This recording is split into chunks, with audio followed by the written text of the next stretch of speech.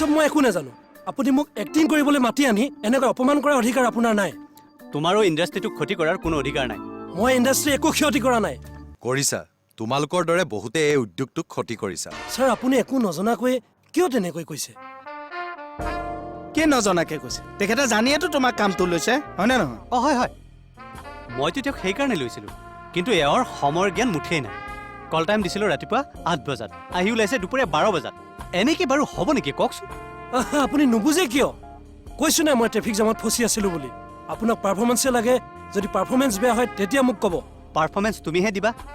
সেই যে ৰাতিপুৱা 8 বজাৰ পৰা আৰ্টিষ্টবোৰ ৰৈ থাকিব সেই আৰ্টিষ্টবোৰে কেনেকৈ পাৰফৰ্ম দিব হা হয়নে নহয় আৰু অকল পাৰফৰ্মেঞ্চে শেষ কথা নহয় তাৰ লগতে ডিচিপ্লিন চিনচিয়াৰিটি আৰু ডেডিকেশ্যন এই সকলোকেইটা জড়িত হৈ থাকে এইবিলাক সকলোৱে মানি চলিব লাগে দায়িত্ব যি মানুহৰ সময়ৰ জ্ঞান নাই যি মানুহে নিয়ম মানি নচলে যাৰ একাগ্ৰতা নাই কামৰ প্ৰতি সেই মানুহ কেতিয়াও জীৱনত সফল হ'বলৈ অকণ দিগদাৰ হয় আৰু তথাপি মই বিয়া পতা মানুহ কথাটো বেলেগ আৰু সকলোৰে কাৰণে একেই হয় ছাৰ ঠিক কথা কৈছে ছাৰ আজিকালি নতুন নতুন ল'ৰা ছোৱালী এইটো লাইনলৈ আহিছে ভাল কথা কিন্তু তেওঁলোকৰ এই কামটোৰ প্ৰতি কোনো শ্ৰদ্ধা নাই তেওঁলোকক লাগে গ্লেমাৰ আৰু ইজি মানি শ্বুটিং কৰি আপোনাৰ তাউদি ঠিকেই ঘৰলৈ ঘূৰি যাব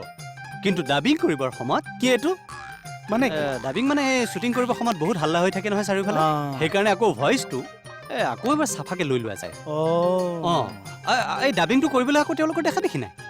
সেইকাৰণে আপোনাৰ কেতিয়াবা বাঘ হেন দেখা মানুহটোৰ মাতটো এই মেকুৰীৰ নিচিনা মাতৰ মানুহে দিবলগীয়া হয় সেইকাৰণে চিনাকি এক্টৰৰ মাতবোৰ বেলেগ বেলেগ লাগে মই আকৌ এক্টৰটো চৰ্দি লাগে বুলিহে ভাবো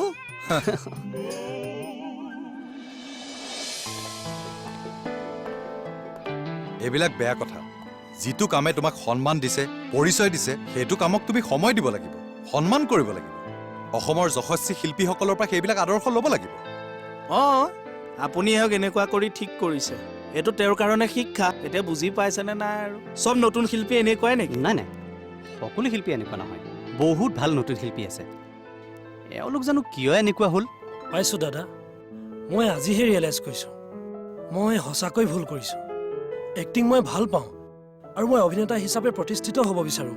কিন্তু এইবোৰ লগত যে এইবোৰ কথা ইমান ইম্পৰ্টেণ্ট মই বুজা নাছিলোঁ আজিহে বুজি পাইছোঁ ভেৰি গুড খালি এইখিনি কথা তুমি সদায় মনত হ'ব ৰাখিবা ছাৰ আৰু প্ৰতিষ্ঠিত শিল্পীসকল আমাৰ কাৰণে সদায় সোণ তেওঁলোকে নিজকে কষ্টৰ জুইত পুৰিছে কাৰণে এতিয়াও আমাৰ মনত জিলিকি আছে হ'ব ছাৰ দাদা আই এম চৰি এক্সট্ৰিমলি চৰি আপুনি বেয়া নাপাব ঠিক আছে তুমি আকৌ আমাৰ ইউনিটলৈকে বোলা এটা বেলেগ কেৰেক্টাৰ আছে সেইটো কৰিবা হয় বোলা গাড়ীত বহা ছাৰ আহিছোঁ যোৱা আহিছোঁ ছাৰ ভাল আপোনাৰ সময় নষ্ট কৰাৰ কাৰণে বেয়া নাপাব নাই নাই নাই একো ঠিক কথা আছে নাই খাটনিয়াৰ অলপ আহকচোন ব'লক মই গৈছোঁ আহোঁ দেই আহক। থেংক ইউ এই হেৰি ময়ো এক্টিং কৰোঁ নহয় হয় নেকি আপোনাক দেখিলে অৱশ্যে এক্টিং কৰা যেন লাগে লাগে ন আপুনি বাৰু এই কেমেৰা চেমেৰাত এক্টিং কৰিছে নে কেমেৰাত কৰা নাই নহয় ভাওনা কৰিছোঁ নাটক কৰিছোঁ বঢ়িয়া সেইটো আমাৰ বেছি সেইবোৰতো কৰিবই লাগে আচ্ছা এটা কাম কৰক আপোনাৰ নাম্বাৰটো দিয়ক লিখক 9859453200 আচ্ছা ঠিক আছে আপোনাৰ কাৰণে যদি কিবা উপযুক্ত তেনেকুৱা কেৰেক্টাৰ ওলায় তেতিয়া মই আপোনাক মাতি দিম যাম। আৰু এটা কথা পুলিচবিলাকৰ মাজতো যে এক্টৰ এজন আছে সেই কথাটো মানুহে গম পাব লাগিব হয়। হা? আচ্ছা ভাল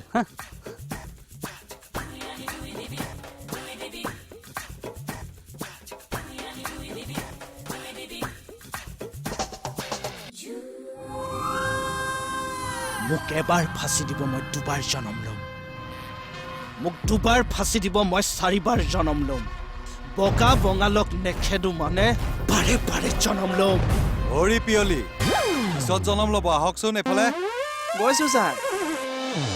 মোবাইলত চা অৰ্ডাৰ কৰ বস্তু আহি ঘৰত হাজিৰ টেকনলজিৰ যুগ নহয় সব কামে ইজি আজিকালি তাকেতো এটাচোন কাম কৰিব পাৰা কি? এই বিয়াৰ কাৰণে দৰাটোচোন মোবাইলতে অৰ্ডাৰ কৰিব পাৰা কি যে আৰু দেই একেবাৰে সহজ কথা মোবাইলত চাও চিলেক্ট কৰ অৰ্ডাৰ দি দৰা আহি ঘৰত হাজিৰ কেনাই পালি মজা